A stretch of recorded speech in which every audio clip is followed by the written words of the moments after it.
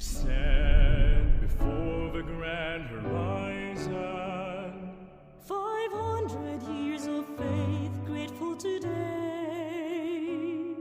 We bear the gift of men. mission. Totally yours, we give ourselves, faithfully yours until the end. To your mission, Lord, we give our yes. Oh, where the sun rises above the hills, share the word and serve those who are in need. Let the morning star accompany your way, spread the fire of mission for the Lord.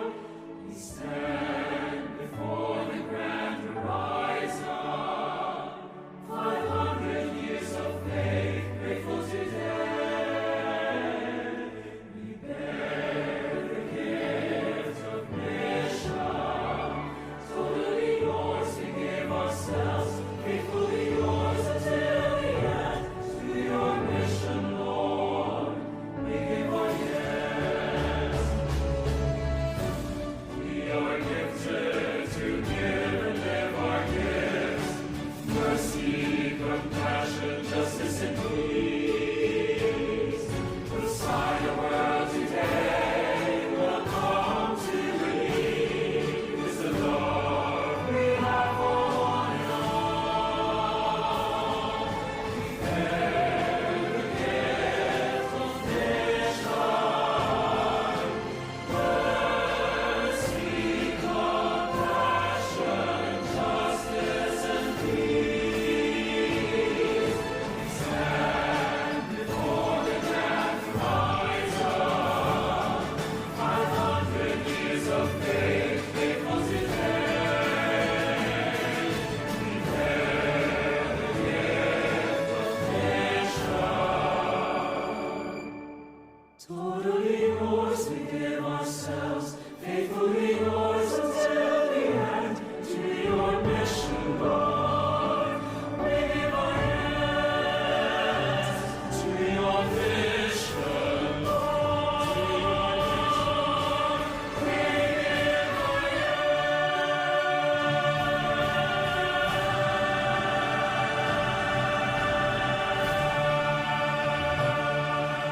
Ang taong biyaya, salamat Panginoon sa iyong punla. Misyong kaloob sa aming puso, aming sarili ay aming handog, laging tapat at laging tugon, naririto handa kami, Panginoon.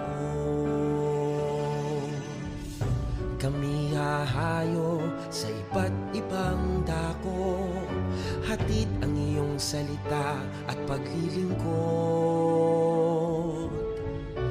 Inang Maria ang siyang gabay namit lugod, lalaganap alam ng iyong misyon.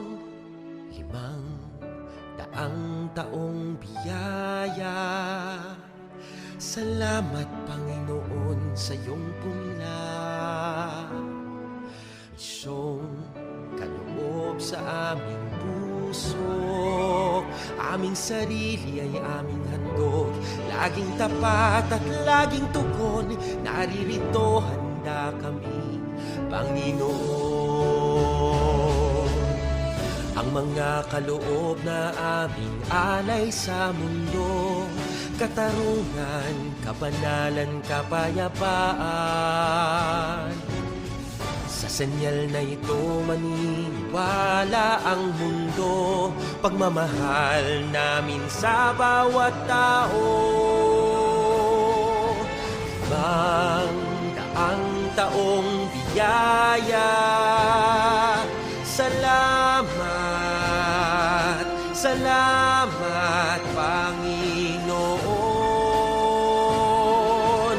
500 taong biyaya, salamat Panginoon sa iyong punla. Misyong kaloob sa aming puso, aming sarili ay aming handog, laging tapat at laging tugon, naririto handa kami, Panginoon. naririto, handa kami, Panginoon.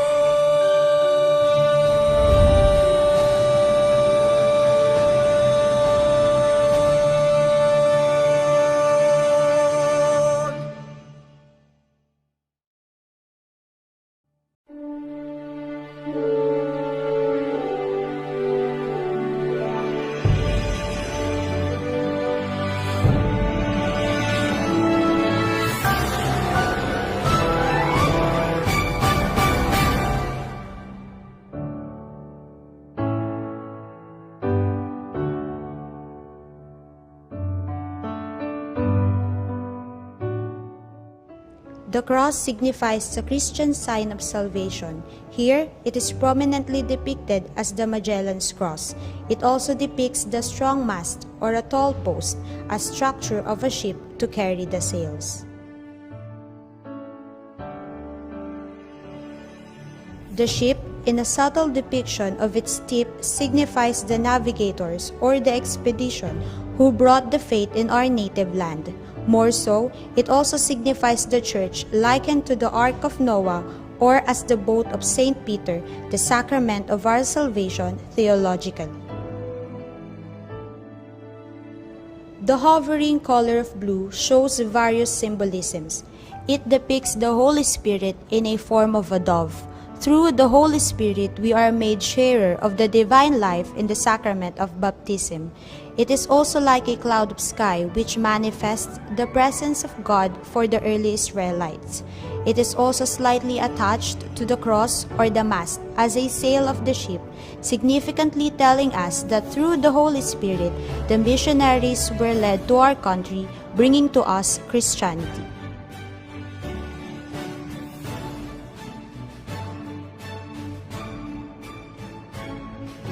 First baptism in the Philippines.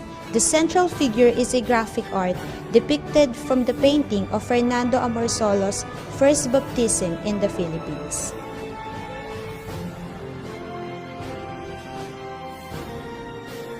The background is the Philippine sun, a trademark of Fernando Amorsolo's various artwork.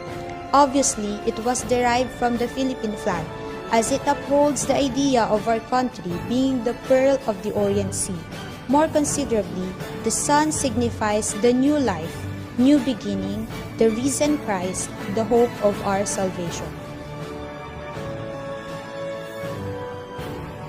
Underneath is the ictus, or the fish which symbolizes Jesus, as the early Christians would use it to indicate or introduce themselves to fellow Christians, reminding us that the faith we profess is the same faith with that of the early Christians.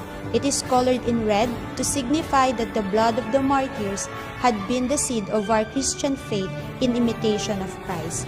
This ictus is a sign of looking back of the history as foundation of our Christian faith.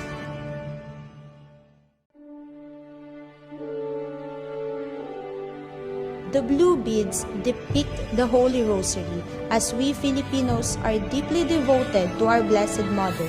We are a nation in love with Mary, el pueblo amante de María.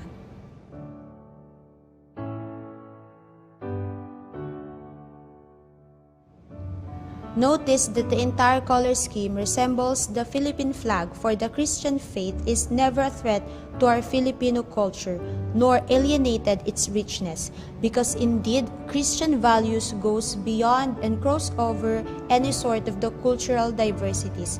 With humble acknowledgement of the historical development of this Philippine land, we highly attribute its progress to the influence and drive by those early Christian missionaries who founded institutions that enhanced the life of the Filipinos.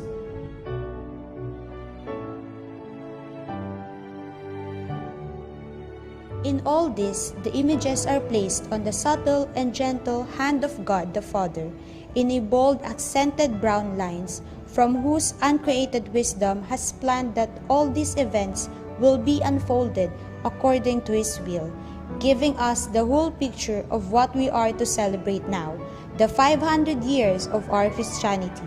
Indeed, we are gifted to give.